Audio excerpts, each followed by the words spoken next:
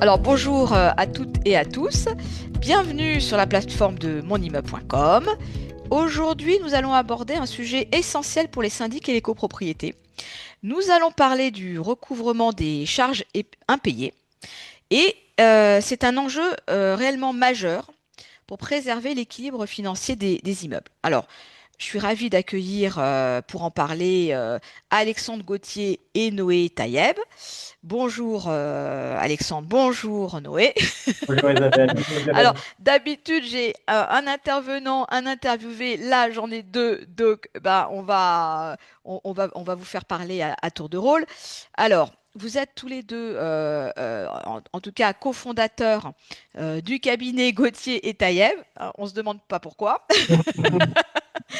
Et vous êtes spécialisé dans le recouvrement des charges de copropriété. Ça tombe bien, c'est le sujet.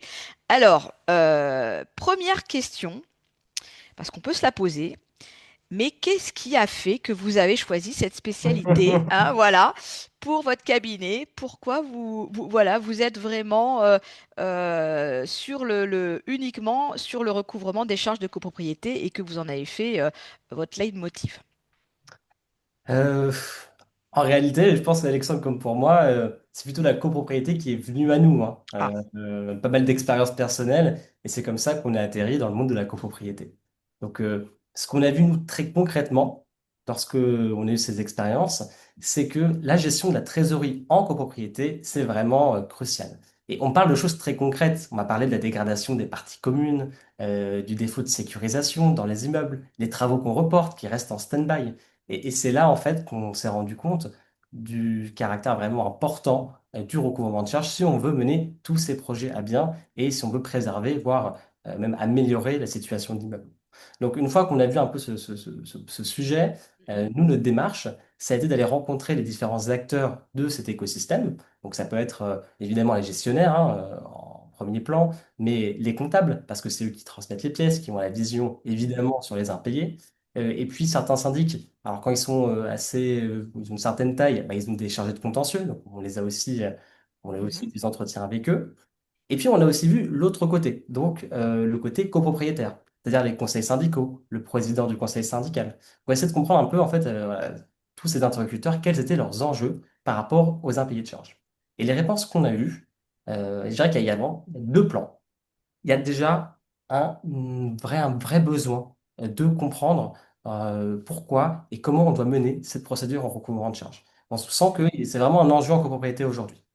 Et côté syndic, c'est plus un enjeu opérationnel, je pense qu'on a pu un peu déceler, c'est comment intégrer cette nécessité de gérer bah, beaucoup d'impayés, hein, qui ont tendance à un petit peu à se multiplier, et comment le piloter, voilà, comment piloter tous ces dossiers par le syndic. Donc c'est comme ça qu'est né le projet. Voilà, ça fait déjà plusieurs années maintenant Mhm. qu'on a ce projet. Donc un cabinet d'avocats qui accompagne les copropriétés dans le recouvrement. Alors, plusieurs volets hein, de notre Mhm. accompagnement. Bien sûr, la phase amiable. Donc, ça va être la chose assez typique, la mise en demeure, le Mhm. protocole d'accord transactionnel, lorsqu'on arrive à trouver un accord avec le débiteur, un échéancier aussi, on dit Mhm. souvent. Et puis, bon, la phase judiciaire. Donc là, c'est vraiment le cœur de notre activité, de notre pratique, c'est l'action en recouvrement pour obtenir un titre, c'est-à-dire un jugement. Puis, une fois qu'on a le jugement, eh ben, on tente de faire exécuter le jugement. Donc, il y a les voies classiques d'exécution. Et puis, nous, on accompagne les syndics jusqu'à la saisie immobilière. D'accord. Bon, effectivement, le constat est là. Ça ne va pas forcément en s'arrangeant non plus dans les copropriétés. Donc il y a, il y a un réel besoin et comme, comme vous l'avez évoqué, Noé également, il y a peut-être aussi des difficultés que rencontrent les syndics pour faire face à ces impayés. Et ils sont peut-être pas bien outillés, ils ont peut-être pas non plus les compétences que vous avez, que vous pouvez leur apporter. Donc je vais poser la question à Alexandre. Qu'est-ce que vous constatez aujourd'hui? Qu'est-ce que les syndics vous remontent? Quelles sont les problématiques qu'ils rencontrent dans leur cabinet? Bah, c'est tout à fait ça. Nous, en fait, en échangeant avec les syndics, déjà, on nous a beaucoup fait remonter des difficultés vraiment opérationnelles qui vont être liées typiquement bah, à faire face aux relances des fournisseurs pour les gestionnaires, de réussir à expliquer aux copropriétaires pourquoi des travaux votés et appelés ne peuvent pas démarrer, ou encore pourquoi leur partie commune se dégrade continuellement. Bon, il y a ces difficultés-là, mais évidemment, comme vous le disiez, il y a aussi des difficultés liées au traitement en lui-même des impayés. Nous, on en a identifié deux principales qui ressortent vraiment systématiquement des interlocuteurs avec qui on a pu échanger. C'est d'abord un enjeu qui est lié au volume en fait de dossiers. Donc, peu importe l'organisation au sein du syndic, que ce soit le comptable, la direction juridique d'un groupe de syndic national, le service recouvrement ou même le syndic bénévole, il y a quelqu'un qui se retrouve à devoir piloter un nombre vraiment important de dossiers avec beaucoup d'interlocuteurs. Voilà, donc c'est beaucoup de temps qui est consacré à la constitution et au suivi des dossiers, qui ont chacun pourtant leurs problématiques propres, que ce soit sur le plan juridique, mais également sur le plan humain, qui nécessairement, évidemment fondamental, mais qui aussi est très chronophage. Voilà, donc ça peut vite devenir très compliqué d'établir une approche qui doit être adaptée pourtant à chaque dossier. Et c'est compliqué donc d'identifier les priorités, finalement de ne pas perdre le fil des dossiers. Et justement, par rapport à cet enjeu-là, il y en a un autre qui est très lié, c'est l'information et la transparence dans le traitement de ces dossiers. Déjà, il y a un grand besoin de fluidifier l'information entre le syndic et l'avocat. Mhm. D'un côté, nous, en tant qu'avocats, on a besoin de beaucoup d'informations et de pièces pour mener efficacement en fait, les procédures. Et du côté du syndic, eux, ils ont besoin d'un vrai retour sur l'avancement des dossiers. Donc ça peut être concernant les dates d'audience qui sont prises, les dates de délibéré des jugements, sans bien sûr que l'un et l'autre n'aient à se courir après en permanence. Voilà. Et ensuite, toujours lié à ce second sujet qui est l'information, il y a une problématique qui a émergé plutôt récemment, en tout cas qui s'est vraiment développée, c'est la transparence vis-à-vis du conseil syndical et des copropriétaires sur le recouvrement. Et c'est à raison, en fait. Les gens ne veulent plus payer pour les autres et ils expriment un vrai besoin de pouvoir suivre attentivement le recouvrement. D'accord.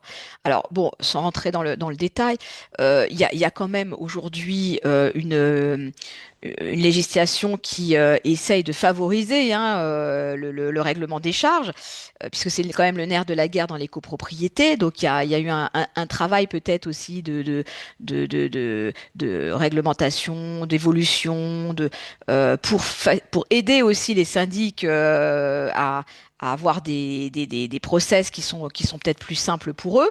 Les copropriétaires ont quand même l'information aussi de ceux qui n'ont pas payé leurs charges dans les documents annexés à la convocation. Donc, bon, alors c'est un peu pointé du doigt les mauvais éléments, mais bon, aussi ça oblige à répondre à enfin, justement à ces obligations. Donc voilà, il y a quand même une évolution, mais malgré ça, on sent que c'est pas suffisant, c'est jamais suffisant. Donc, donc vous avez souhaité mettre en place un outil. Et ça, c'est voilà, c'est aussi de l'innovation de votre côté parce que voilà, vous avez vos compétences en tant qu'avocat, bien sûr, vous maîtrisez tout ça parfaitement, mais vous avez souhaité mettre un outil de suivi pour aider les syndics dans toutes ces étapes-là et également les copropriétés. Alors, je vais demander à Noé peut-être de nous en dire un peu plus. En quoi consiste cet outil? Mais écoutez, vous en avez déjà dit beaucoup. En fait, on a tenté de répondre à toutes ces problématiques avec un outil informatique. Donc, pour être très concret, on va avoir un environnement, une plateforme unique qui va centraliser toute l'information et qui va, on va dire, fluidifier les échanges entre les différents intervenants du dossier. Alors après, le mode de communication, c'est vraiment une préférence du syndic, hein. Voilà, on travaille avec des syndics qui sont toujours très mail, donc nous, on va passer par les mails. Et puis, il y en a qui vont être très plateforme, et ils vont passer par la plateforme. Et dans tous les cas, que ce soit mail ou plateforme, nous, tout se retrouve en termes de suivi sur la plateforme. Et on a une vision qui est consolidée de tous les dossiers en cours. Donc typiquement, quand on rentre sur la plateforme, on va avoir un tableau de bord avec plusieurs sections. On va voir tous les dossiers qui sont actualisés, les actions à traiter en priorité, une convention d'honoraires à signer, une assignation à valider pour la faire partir. Et aussi, on va avoir un petit agenda, on va voir toutes les prochaines dates d'audience pour un petit peu répondre à la question en fait, du copropriétaire ou du conseil syndical, c'est quand est-ce qu'on a le jugement, quand est-ce qu'on va pouvoir exécuter, quand est-ce que l'argent arrive. Donc voilà, ça c'est vraiment le tableau de bord. Et puis après, quand on va un peu plus dans le détail, on va pouvoir voir, vu qu'on a toutes les listées de dossiers, on va pouvoir rentrer dans le dossier. Et dans le dossier, là, on va vraiment avoir quelque chose de très détaillé. Donc, on va avoir le suivi de toutes les étapes, hein. Donc, on en est où dans la procédure? Est-ce qu'on est au stade de la mise en demeure? Est-ce qu'on est assigné? On est en jugement? Est-ce qu'il y a il y a le délibéré? Voilà, tout est vraiment indiqué. Et on met aussi, parce qu'une procédure c'est quand même long, donc on a tendance un peu à disperser les éléments, les fichiers, on regroupe tous les fichiers au même endroit, au niveau du dossier en question. Ça, c'est la partie suivi. Et puis, il y a la partie un peu interaction. Donc, typiquement, au lieu d'envoyer un mail pour dire est-ce que vous validez cette assignation, il n'y a pas un paiement qui est intervenu, etc. Nous, ce qu'on fait, c'est qu'on a une validation en un clic. Donc, on reçoit une invitation à valider le projet d'acte qu'on voit à gauche. Et puis, on peut soit accepter, soit suggérer une modification. Typiquement, nous, le copropriétaire vient d'envoyer un virement il y a 2 jours. Il faut le prendre en compte pour l'assignation. Et hop, ça repart comme ça. Et en fait, ça fluidifie vraiment les échanges de, de pouvoir avoir une plateforme qui regroupe tout ça. D'accord. Donc effectivement, c'est quelque chose qui a été étudié et qui a peut-être été co-créé aussi avec les syndics eux-mêmes, parce que bon, il a fallu qu'ils vous remontent un peu leurs besoins, leurs difficultés pour vous créer l'outil sur mesure, adapté. Hein, c'est ça. Hein. Ah oui, bah, typiquement, il y a quelque chose qui revient vraiment souvent, c'est, alors, vous savez, enfin, pour préparer l'Assemblée générale, les syndics sont tenus de faire un rapport sur toutes les actions judiciaires qui ont été menées Mhm. au nom de la copropriété. Donc, et ça prend quand même pas mal de temps. Donc, nous, quelque chose qui nous a été remonté et du coup qu'on a développé, c'est la possibilité d'exporter toutes les actions juridiques en cours avec l'étape. Donc, typiquement, ça, c'est en assignation. Là, si on est en stade de mise en demeure. Là, on est en délibéré. On va recevoir le jugement dans quelques mois. Là, on est en phase d'exécution. C'est parti en phase immobilière. Enfin, ce genre de choses. Et ça l'exporte en fait en un clic. Alors qu'avant, ça mettait quand même beaucoup de temps d'établir ce genre de rapport, quoi. Ouais. Ah oui, alors là, je pense que tous ceux qui vont nous écouter on en peut-être rêvé, et là, vous l'avez fait, donc je pense que vous allez avoir beaucoup de succès sur cette solution. Alors, pour revenir un petit peu dans le cœur de la problématique, bon, c'est vrai qu'on se pose souvent des questions. Il y a la partie médiation, il y a l'échelonnement des paiements, il y a toutes les lettres recommandées qu'on peut envoyer, etc. Mais c'est vrai que la question qu'on se pose souvent, c'est mais à partir de quand il faut vraiment engager une action en recouvrement, quoi? Est-ce qu'on peut laisser les choses se faire par elles-mêmes? Est-ce qu'on doit attendre? Est-ce qu'il faut démarrer ça dès le premier retard d'appel de charge? Enfin voilà, c'est aussi souvent ce qu'on peut reprocher au syndic d'avoir trop attendu, d'avoir pas fait les choses dans le bon sens. Vous, qu'est-ce que vous préconisez? Ah, c'est marrant, moi c'est une question qu'on nous pose souvent, hein, vous Ah avez oui. c'est parce que c'est une question qui est stratégique pour le recouvrement de charges et il n'y a pas vraiment de réponse unique. En fait, chaque syndic va avoir un peu sa réponse parce que le moment opportun pour engager l'action judiciaire, il dépend surtout de la phase amiable qui a eu lieu. Typiquement, vous Mhm, avez parlé de la relance, bon, mhm, combien de relances, à quel moment, donc c'est tous ces éléments. Et chacun, du coup, va mettre en place sa propre stratégie, mhm, mais il y a quand même des limites. Donc il y a quand même des éléments à prendre en compte. Je dirais, il y a des éléments qui sont objectifs, et puis il y a ce qui relève de l'humain. Donc, sur ce qui est objectif, il y a deux critères, je dirais, hein. C'est d'abord le montant de la dette. Donc, il faut que l'action, parce que l'action juridique, forcément, elle a un coût, hein, il faut que ça soit économiquement intéressant. Donc, surtout quand mhm, on regarde voilà, la capacité financière, la trésorerie de la copropriété. mhm, Et puis, il y a aussi d'autres paramètres à prendre en compte. Donc, typiquement, même s'il y a des charges qui sont faibles, mais il y a un ravalement qui est prévu, il y a des gros appels de fonds qui sont à venir, là, on va pouvoir engager un peu plus tôt la procédure en anticipation. Mais bon, si je dois quand même vous dire un montant moyen un peu voilà, pour avoir une échelle, quelque chose, un repère, je dirais qu'à partir de 2500 euros d'impayé, là, c'est un bon moment pour commencer à agir. Ça, c'est la partie montant. Il y a aussi une partie importante, c'est la partie ancienneté. Parce que, évidemment, il y a un délai de prescription sur le recouvrement des charges impayées. Donc, c'est la prescription de droit commun, c'est 5 ans, la prescription mhm, quinquennale. Et nous, on doit mhm, agir, en tout cas pour le compte de nos clients, dans ce délai. Et il se peut qu'on arrive avec une dette faible, enfin, pas un montant très important, mais il y a une partie de la dette qui est en risque de prescription. Ça, c'est typiquement un cas qu'on peut trouver pour les lots de parking. Donc, typiquement, un copropriétaire qui avait peut-être un lot principal et un parking, il a vendu l'appartement, il a gardé le parking. Sauf que le parking, les charges sont faibles, et on se mhm. retrouve avec des fois des dettes qui ne sont pas très importantes.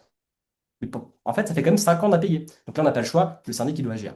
Voilà, donc ça, il n'y a pas le choix. Mais je dirais, s'il y a une ancienneté moyenne, à partir d'un an d'impayé, il faut commencer sérieusement à se poser une question sur une action juridique, une action judiciaire. Donc, ça, c'est voilà.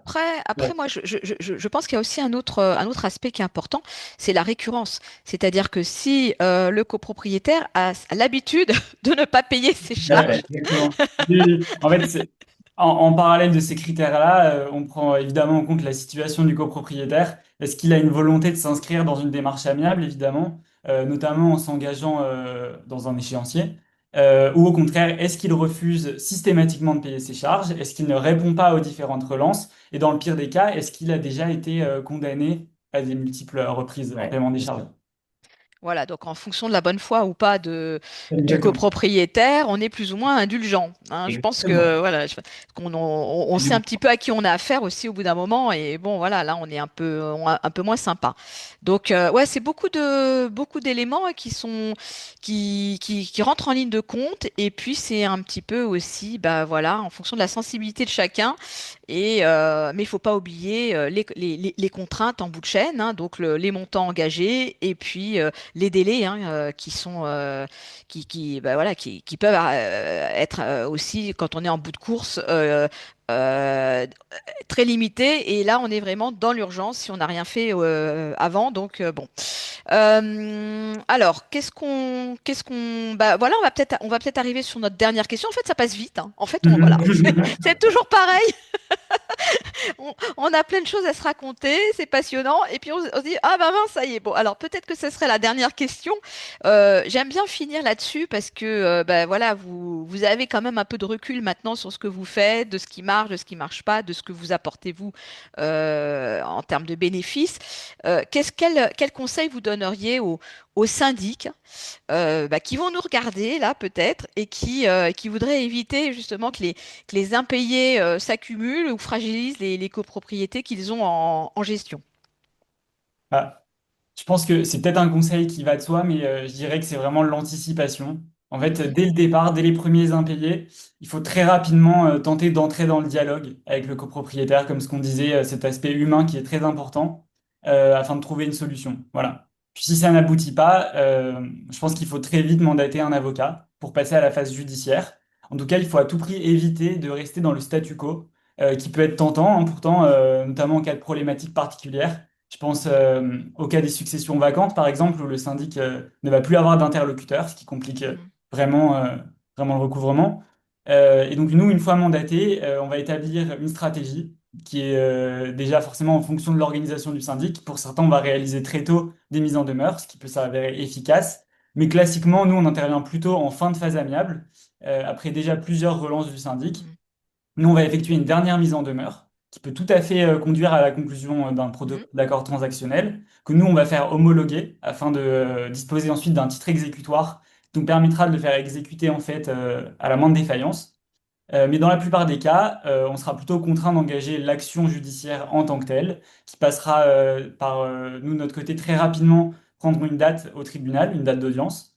Ensuite, on lancera l'assignation. Puis en cours de procédure, un peu en amont de l'audience, on viendra actualiser la créance du syndicat envers le copropriétaire. Voilà. Donc finalement, en fait, plus on agit tôt, plus on obtient vite un jugement, ce qui permet d'enrayer le problème sans que la trésorerie de la copropriété en souffre, ce qui encore, comme vous le disiez, est le nerf de la guerre. Voilà. exactement. Alors, je vais quand même demander aussi à Noé de nous dire un petit mot de la fin. Voilà, pour conclure cette interview. Donc, les mêmes conseils, certainement, et peut-être un petit quelque chose d'autre ou voilà qui n'a pas été encore dit lors de cet échange. Je pense que c'est enfin, le maître mot, c'est vraiment ça, c'est l'anticipation. Anticiper, D'accord. anticiper, anticiper. Le, c'est assez courant lorsqu'on rencontre une difficulté que bon, on attende. En fait, on dit ça va aller mieux. Oui. Il ne répond pas à la relance, il ne répond pas aux recommandés. Euh, Certains font des sommations, il ne répond pas à la sommation, le est déjà passé. Et on s'arrête là, on dit bon, ben, on attend. Moi, je pense que, en tout cas, ce qu'on a vu, c'est que Mm, oui. quand il y a eu déjà beaucoup de relances, qu'il n'y a pas cette volonté de dialogue, il n'y a pas vraiment de nécessité. Quand il y en a une, il faut y aller, il faut vraiment l'exploiter parce qu'il y a des gens de bonne foi et on peut tout à fait comprendre. Oui, voilà, il y a un passage à vide, on fait l'échéance, pas de souci. Mais lorsqu'il n'y a pas de retour, attendre, ça fait juste peser un poids plus large encore sur la trésorerie de la copropriété. Donc je pense anticiper et pas hésiter à agir lorsqu'on sent que ça va pas se dénouer de tout seul. Bon, et ben ça sera le conseil et le mot de la fin pour cette interview. Moi, je suis ravie, ben voilà, vous soyez parmi nous, parmi nos partenaires. Donc, je vous remercie tous les deux. Et puis, on va retrouver bien sûr toutes vos informations dans les pages de monimmeuble.com et on vous retrouvera pour votre actualité. Et vous reviendrez pour nous parler d'autres sujets et puis approfondir aussi cela. Donc, ben, je vous dis à très bientôt et merci pour toutes ces précisions. Avec Ah, plaisir. alors voilà, alors là j'ai deux personnes à saluer, donc c'est plus compliqué. Donc, merci Noé, merci Alexandre. Et puis, bah, voilà, n'hésitez pas à les contacter, à revenir vers eux. On mettra bien sûr toutes les coordonnées, les liens nécessaires. Voilà, vous avez deux personnes à votre disposition pour régler ces sujets qui sont très très importants à l'éco-pro, donc vraiment incontournables. Merci, à bientôt. Merci Merci Isabelle, Isabelle. à très bientôt.